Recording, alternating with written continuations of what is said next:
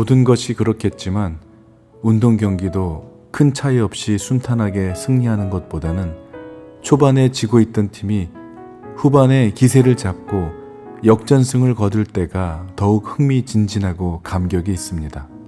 모든 것은 끝이 어떻게 끝나느냐가 중요합니다. 초반에는 아무리 실수를 하고 실점을 많이 했다고 할지라도 경기가 끝나기 전에는 끝난 것이 아닙니다. 초반에 실수를 만회하여 역전승을 거둘 때의 그 승리의 기쁨과 감격은 이루 말할 수가 없는 것이죠.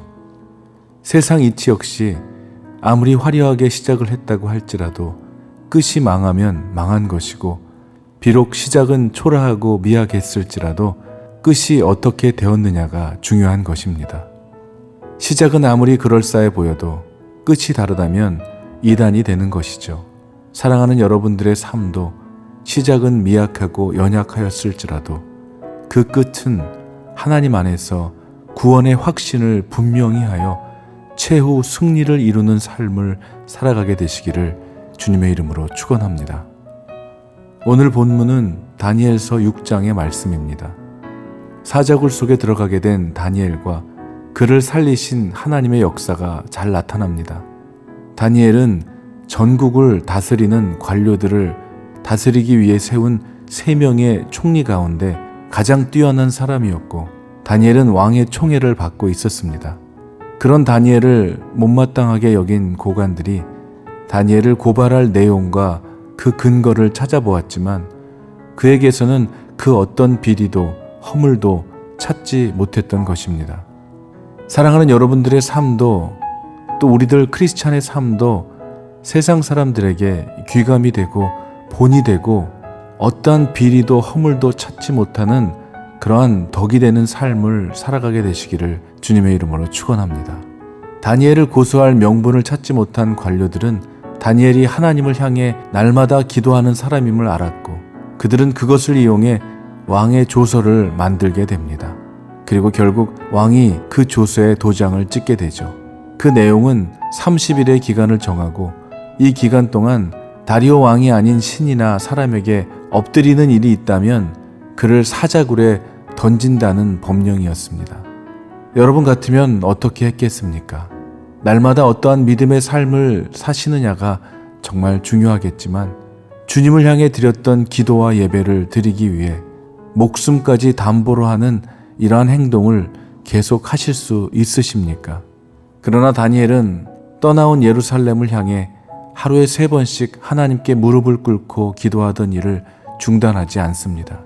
다니엘은 전에 하던 대로 하루 3번씩 하나님을 향하여 기도하고 또 감사했습니다. 다니엘은 죽어도 여한이 없고 지금까지 인도하신 하나님을 이런 일로 인해 등질 수 없다고 믿었을 것입니다. 항상 하던 대로 하나님 앞에 기도했습니다. 당연히 붙잡혀 갈 것을 알았기 때문에 오히려 창문을 닫고 하지 않고 창문을 열어두고 기도했지요. 왕은 그를 살리기 위해서 노력했지만 조서의 도장을 이미 찍으느라 어찌할 수 없었습니다. 결국 다니엘은 사자굴에 들어가게 되죠. 하나님을 원망하지도 슬퍼하지도 않습니다. 그러나 결국 하나님은 다니엘을 사자굴에서 아무런 상처도 입지 않은 채로 있다가 굴에서 끌어올려지게 됩니다. 이로 인해 오히려 다니엘을 죽이려고 했던 사람들을 데려오게 하고 그들과 그 자식들과 아내들까지 사자굴에 던짐을 당하게 됩니다. 그들이 굴 밑바닥에 닿기도 전에 사자들이 그들을 해치고 뼈도 못 추리게 됩니다. 자기들이 쳐놓은 덫에 자기들이 걸려 들어가게 된 것이죠. 오늘 다니엘서의 6장에 자기들이 뿌린 대로 거둔 그들의 결말과 에스더 6장에 모르드게를 죽이려고 하만이 세워둔 나무에 오히려 하만 자신이 달리는 하나님의 역전극이자 최후의 심판의 내용을 생각나게 합니다. 이것이 하나님을 믿고 하나님의 자녀된 우리들에게 주어진 하나님의 구원의 역사인 것입니다. 죽게 될 위기의 절체절명의 상황에서 하나님의 역사하심으로 상황이 반전되고 역전되는 그 놀라운 하나님의 주권적 역사는 오직 그 이름을 믿고 그 이름을 부르는 자들에게 주어지는 구원의 역사인 것입니다. 하나님의 구원에 분명한 확신을 가지고 있던 다니엘의 담대함과 용기를 통해 다리우스 왕은 다니엘이 믿고 섬기는 하나님이 어떤 분이신지를 분명히 깨달아 알게 되었습니다. 다리우스 왕은 다음과 같은 법령을 전국에 사는 민족과 언어가 다른 뭇 백성에게까지 아래와 같이 공포합니다. 내 나라에서 나의 통치를 받는 모든 백성은 반드시 다니엘이 섬기는 하나님을 공경하고 두려워하여야 한다. 살아계신 하나님이 영원히 다스리신다. 그 나라는 멸망하지 않으며 그의 권세는 무궁하다. 그는 구원하기도 하시고 건져내기도 하시며 하늘과 땅에서 표적과 기적을 행하시는 분, 다니엘을 사자의 입에서 구하여 주셨다라고 공포하게 된 것이죠. 할렐루야. 아멘. 사랑하는 여러분, 끝이 확실하고 분명하고 아름다우려면 구원의 확신을 분명히 가져야 합니다. 디모데후서 4장 18절에서 바울은 이렇게 고백합니다. 주께서 나를 모든 악한 일에서 건져내시고 또 그의 천국에 들어가도록 구원하시리니 그에게 영광이 세세 무궁토록 있을지어다. 아멘. 바울은 이런 구원의 확신 가운데 살면서 언제 어떤 모습으로 죽든지 나는 영원한 천국에 들어갈 수 있다는 확실한 믿음을 가지고 있었기 때문에 그에게 두려울 것은 아무것도 없었습니다.